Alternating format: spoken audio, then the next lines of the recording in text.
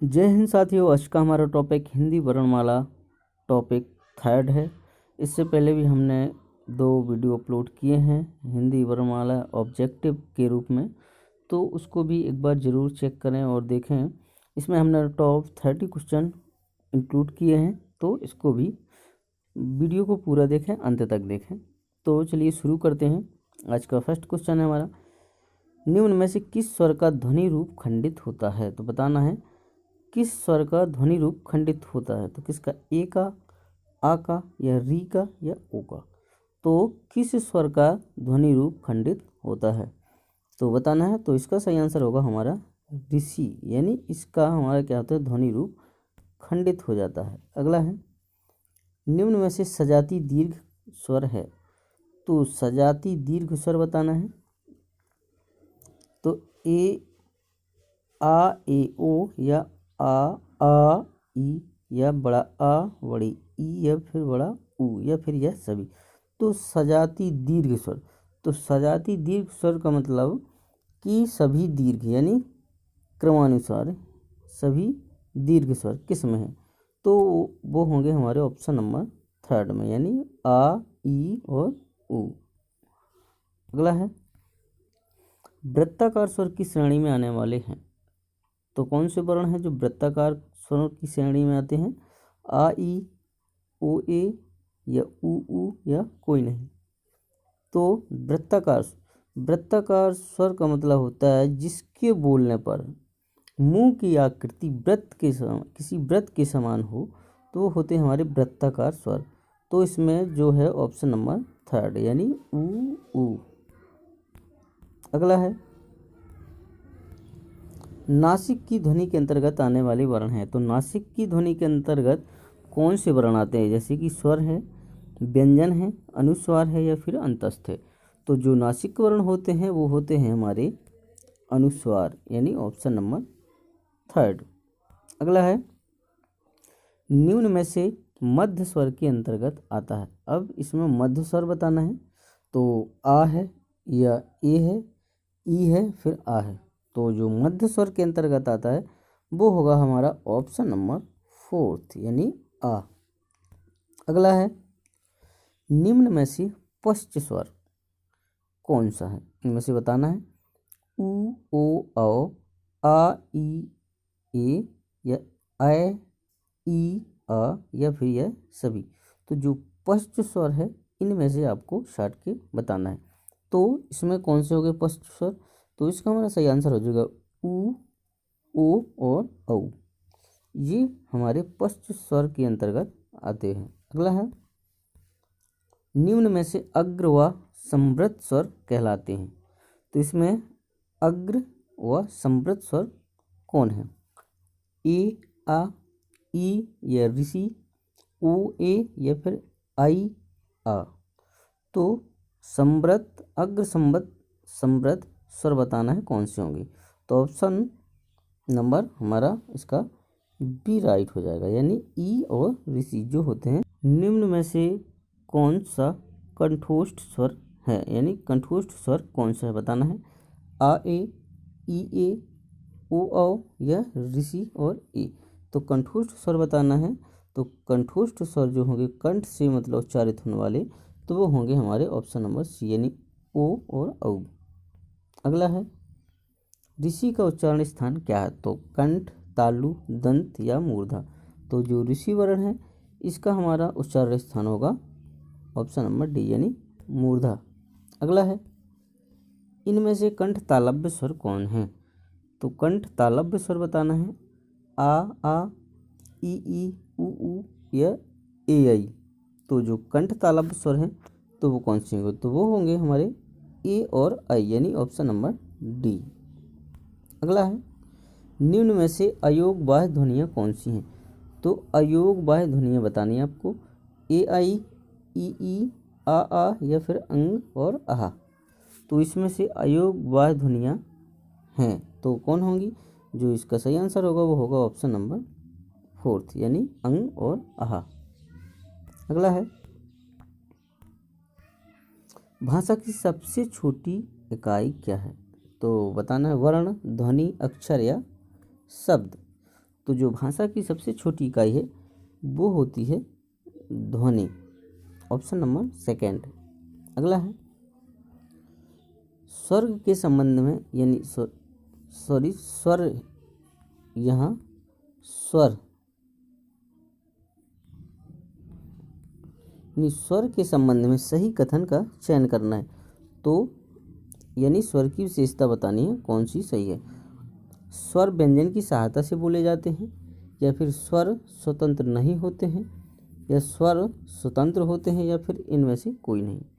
तो जो स्वर होते हैं वो हमेशा स्वतंत्र रूप से बोले जाते हैं, यानी स्वर स्वतंत्र होते हैं। Option number third. अगला है व्यंजनों के संबंध में सही कथन का चयन करना है। तो व्यंजन की विशेषता कैसी होती है। तो यह स्वर की सहायता से बोले जाते हैं, या फिर यह स्वतंत्र होते हैं, या यह स्वर की सहायता से बोले जाते हैं, ए और बी दोनों, यह दोनों, या फिर इनमें से कोई नहीं। तो जो व्यंजन होते हैं यह स्वर की सहायता से बोले जाते हैं, वही हमारे व्यंजन होते हैं। अगला है निम्न में से अग्र स्वर। तो अग्र स्वर बताना है।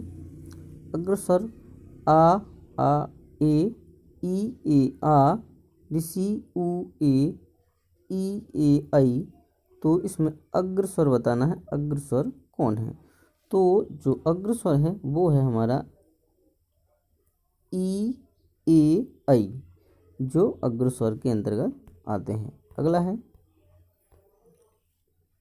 एक या अनेक अक्षरों के मेल से जो सार्थक इकाई बनती है वह है। तो वह क्या है। वर्ण है, अक्षर है, वाक्य है, या शब्द है। तो जो एक या अनेक अक्षरों के मेल से जो सार्थक इकाई का निर्माण होता है उसको हम कहते हैं शब्द, यानी ऑप्शन नंबर डी। अगला है उच्चारण करते समय दो शब्दों के बीच विराम देने को क्या कहते हैं। तो जब हम उच्चारण करते हैं तो उसे, जब भी किसी शब्दों के बीच में विराम देते हैं उसे क्या कहते हैं। बालाघात, अनुतान, संगम, या महाप्राण। तो दो शब्दों के बीच के विराम को क्या कहते हैं। इसका हमारा ऑप्शन नंबर सी, यानी संगम कहते हैं। क्या कहते हैं, संगम। अगला है वह ध्वनि या ध्वनि समूह जिसका उच्चारण एक सांस या प्रत्यय में होता है उसे कहते हैं।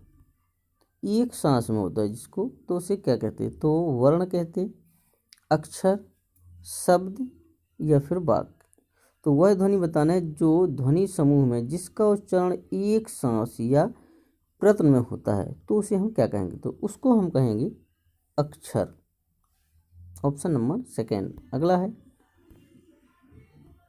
का कैसा व्यंजन है। बताना है का किस तरह का व्यंजन है। स्पर्श है, अंतस्थ है, ऊष्म है, या आगत है। तो का किस तरह का व्यंजन है। तो का हमारा स्पर्श व्यंजन है। कैसा है, स्पर्श व्यंजन। Option number first. अगला है भाषा की सबसे छोटी इकाई होती है वर्ण, अक्षर, शब्द, वाक्य।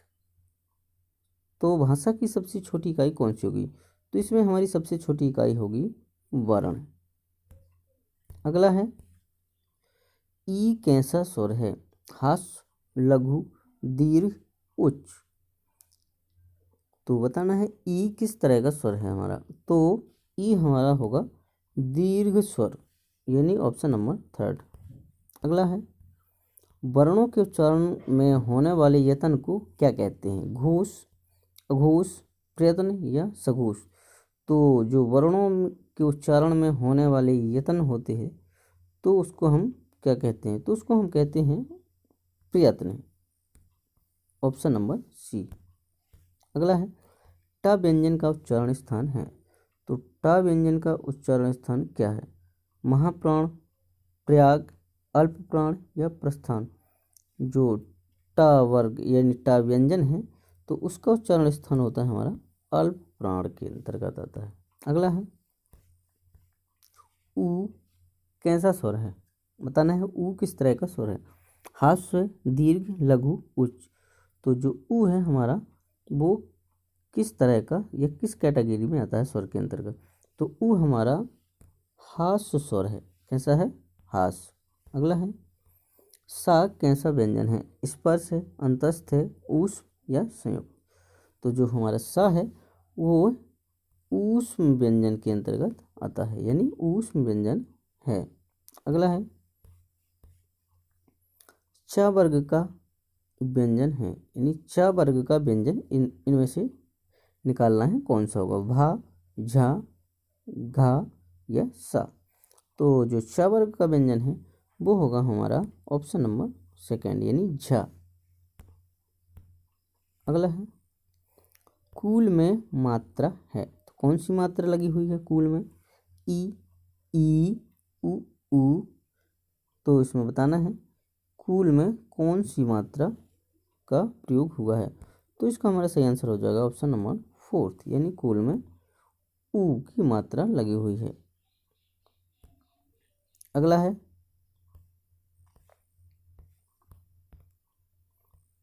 स्रा कैसा व्यंजन है?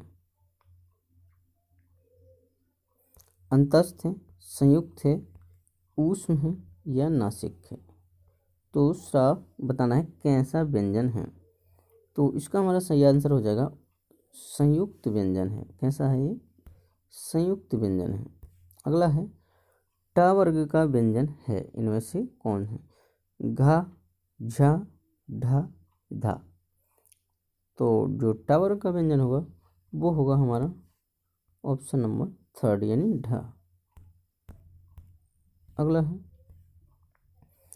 त वर्ग का व्यंजन कौन सा है? तो त वर्ग का व्यंजन खा, छ, दा, या? तो इसका हमारा सही आंसर हो जाएगा ऑप्शन नंबर थर्ड, यानी दा। तो आज का टॉपिक हमारा यहीं सेशन ख़त्म होता है। और ये वीडियो पसंद आया हो तो वीडियो को लाइक और शेयर ज़रूर करें और कमेंट करें यदि आपको अच्छा लगे तो।